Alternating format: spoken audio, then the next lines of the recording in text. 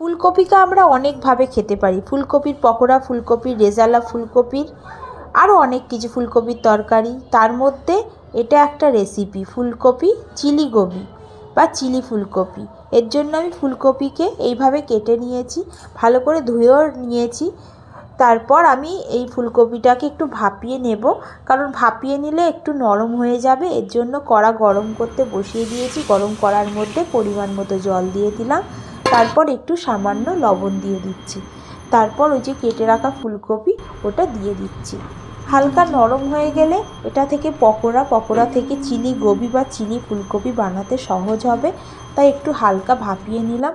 আর যাদের অ্যাসিডিটির সমস্যা আছে দেখবেন একটু ভাপিয়ে নিলে ভালো। তারপর মিক্সিতে পেঁয়াজ আদা রসুন পেস্ট করে নেব। এরপর একটা একটা পাত্রের মধ্যে ডিম ভেঙে নিচ্ছি, ডিম দেব। ডিমটা দিলে বেশ পকোড়ার খেতে দারুণ লাগে। দুটো ডিম আমি ভেঙে দিলাম। এরপর এর মধ্যে মশলাগুলো সব একটা একটা করে দিয়ে দেব। প্রথমে হলুদ দিয়ে দিলাম 1 চামচ, তারপর লঙ্কার গুঁড়ো দিয়ে দিলাম 1 চামচ, তারপর কাশ্মীরি লঙ্কার গুঁড়ো দিয়ে দিলাম 1 চামচ। কাশ্মীরি লঙ্কার গুঁড়োটা দিলে কালারটা ভালো আসে। আমি ভাবলাম দুটো ডিমও হবে না, তাই আমি আর একটা ডিম অ্যাড করলাম, 3টে ডিম দিলাম। তারপর পরিমাণ মতো লবণ দিলাম। এরপর আমি দিয়ে দিচ্ছি ফুলকপিগুলো, সিদ্ধ করা ফুলকপিগুলো ভাপিয়ে নিয়েছিলাম। তারপর জল ঝরিয়ে রেখে দিয়েছি। তারপর ফুলকপিগুলো দিয়ে দিলাম। নরম হয়ে যেতে হালকা একটু 50% নরম করে নিয়েছিলাম। তাতে কি হলো, জিনিসটা একটু ভালো করে ভাজাও যাবে, কাঁচা কাঁচা থাকবে না।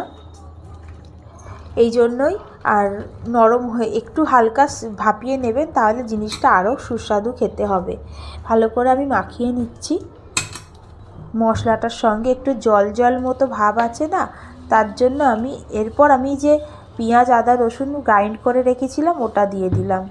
ভালো করে দিয়ে আর একটু ভালোভাবে মাখিয়ে নিচ্ছি। এরপর ময়দা দিচ্ছি। আমি এখানে কর্নফ্লোর দিচ্ছি না, চালের গুঁড়োও দিচ্ছি না, এখানে দিচ্ছি ময়দা, যাতে আঠালো একটা ভাব এসে যায়।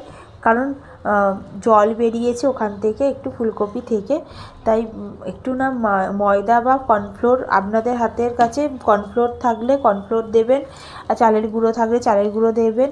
কিন্তু ময়দা আমাদের ঘরের সবার ঘরেই থাকে অ্যাভেলেবেল, তাই ময়দাটাই আমি দিলাম। ময়দাটা দিয়ে ভালো করে আমি মেখে নিচ্ছি। যেরকমভাবে আমরা পকোড়া করি সেইভাবেই করছি। এটাকে কিন্তু আপনারা পকোড়া হিসাবেও ভেজে খেতে পারেন। আমি পকোড়া থেকে চিলি গোবি বা চিলি ফুলকপি বানাচ্ছি। এটাকেও গরম তেলে ফ্রাই করলেও খেতে কিন্তু দারুণ লাগবে। এই যে ম্যারিনেশন কমপ্লিট হয়ে গেছে, ভালো করে বেশ মাখানো হয়ে গেছে। এরপর কড়া গরম হয়ে গেছে, কড়ার মধ্যে আমি সর্ষের তেল দিয়েই ভাজবো। সর্ষের তেল দিয়েই ভাজছি, আপনারা সাদা তেল দিয়ে ব্যবহার করতে পারেন। আমি সর্ষের তেল দিলাম, বেশ অনেকটাই সর্ষের তেল দিয়ে দিলাম। দিয়ে এরপর তেল গরম হলে আঁচটাকে একটু লো মিডিয়াম ফ্লেমে রেখে পকোড়াগুলো দিয়ে দেব। বেশ উল্টে পাল্টে লাল লাল করে ভাজবো, খেতে কিন্তু দারুণ লাগে। এই পকোড়া এমনিও খাওয়া হয়ে যায়, তারপর চিলি ফুলকপি বানালে তো আরও টেস্টি লাগে। এতটাই ভালো লাগে যে বাচ্চারা এমনিই খেয়ে নেবে। সবজি খেতে চায় না যেসব বাচ্চারা আছে, তারা দেখবেন এই ফুলকপিকে একটু এইভাবে বানিয়ে দেবেন, খেতে দুর্দান্ত লাগে। তাই বলছি বন্ধুরা, একবার এইভাবে বানিয়ে দেখবেন। এই দেখুন, ফুলকপিগুলো ভালো করে একটু ভেজে নিচ্ছি, যেভাবে পকোড়ার আকারে ভেজে নিচ্ছি। লাল লাল করে একটু ভাজছি, কড়া করেই ভাজবো। দুদিকটা লাল লাল করে ভেজে নিতে হবে।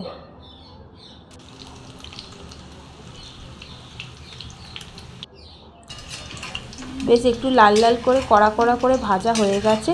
এরপর আমি এটাকে ভালো করে আরেকটু উল্টে পাল্টে ভেজে নিচ্ছি, কারণ এখানে ভাজাটা যদি কম হয় তাহলে খেতে ভালো লাগবে না, তাই ভাজতে হবে ভালো করে। আঁচটাকে একটু লো মিডিয়াম ফ্লেমে রেখে বেশ কড়া করে একটু লাল লাল করে ভেজে তুলে নেবেন। বেশ জল একটু দেখুন তুলে নিচ্ছি আমি। এরপর আর বাকি যে ফুলকপিগুলো ছিল সেইগুলো দিয়ে দিয়েছিলাম, দিয়ে এগুলোও ভালো করে আমি ভেজে নিচ্ছি।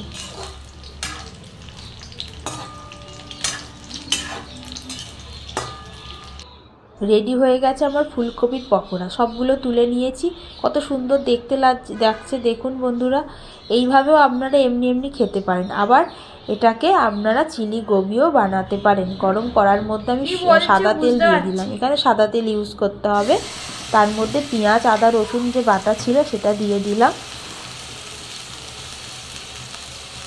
দিয়ে এরপর ক্যাপসিকাম দিলাম। ক্যাপসিকামকে এইভাবে যেরকম আমরা চিলি চিকেনের জন্য কাটি সেইভাবে কেটে নিয়েছি, চৌকো চৌকো করে কেটে নিলাম। তারপর পেঁয়াজ কুচিয়ে নিয়ে পেঁয়াজগুলো এইভাবে করে কেটে নেবেন চৌকো চৌকো করে। পেঁয়াজ আর ক্যাপসিকাম আর পেঁয়াজ আদা রসুনের পেস্ট সেটা ভালো করে ভাজতে হবে। এর মধ্যে আপনারা একটু কাঁচা লঙ্কাও দিতে পারেন, আমি অল্প একটুখানি দিয়েছি, দিলে বেশ টেস্টি লাগে। সামান্য পরিমাণে লবণ দেবেন, লবণটা খুবই সাবধানে দিতে হবে।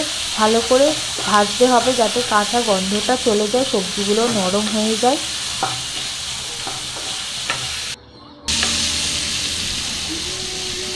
এরপর আমি ময়দার মধ্যে একটু বাটিতে ময়দা লেগেছিল, তার মধ্যে চিলি সস সোয়া সস আর টমেটো সস সবগুলো দিয়ে দিয়েছিলাম। মানে ওই বাটি যে ময়দা পকোড়া বানানোর জন্য যে ময়দা নিয়েছিলাম না, তাতে একটুখানি ময়দা ছিল, তার মধ্যে দিয়ে দিয়েছি। তারপর একটু জল দিলাম পরিমাণ মতো, জলটা দিয়ে ভালো করে নাড়াচাড়া করতে হবে। এখানে কর্নফ্লোরও আপনারা দিতে পারেন, গাঢ়ত্ব আনার জন্য এটা করা হয়েছে। তারপর দেখুন একটু গাঢ় গাঢ় ভাব এসে গেছে, ভালো করে এটাকে ফুটতে দিতে হবে।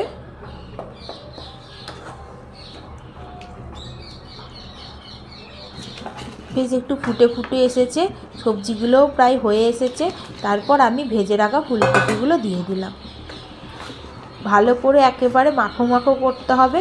আপনারা এটাকে ঝোলঝোলেও রাখতে পারেন, কিন্তু চিলি চিকেন একটু ড্রাই ড্রাই খেতেই ভালো লাগে, তাই আমি অল্প মাখা মাখা অল্প একটু গ্রেভি এইভাবে রেখেছিলাম। বেশ দারুণ হয়েছিল খেতে। সসের সঙ্গে ভালো করে একেবারে মাখিয়ে নিলাম। আমার চিলি গোবি বা চিলি ফুলকপি একেবারে রেডি হয়ে গেছে। শুধু একটু হালকা নাড়াচাড়া করে নিচ্ছি, তাহলেই রেডি হয়ে যাবে। খুব তাড়াতাড়ি কিন্তু এই রান্নাটা হয়ে যায়, আর এটা খুবই মানে এত সুন্দর একটা রান্না যে একবার বানিয়ে খেতে ইচ্ছা করবেই করবে। এই যে তারপর সাদা তিল ছিল, সেটা উপর থেকে একটু ছড়িয়ে দিলাম যাতে দেখতে ভালো হয়। ব্যাস আমার রেডি হয়ে গেছে চিলি গোবি বা চিলি ফুলকপি। আপনাদের কেমন লাগলো অবশ্যই জানাবেন, আর ভালো লাগলে আমার পাশে থাকার অনুরোধ রইল সবাইকে। বন্ধুরা সবাই খুব ভালো থাকবেন, সুস্থ থাকবেন। আবার নেক্সট ভিডিওতে আপনাদের সাথে কথা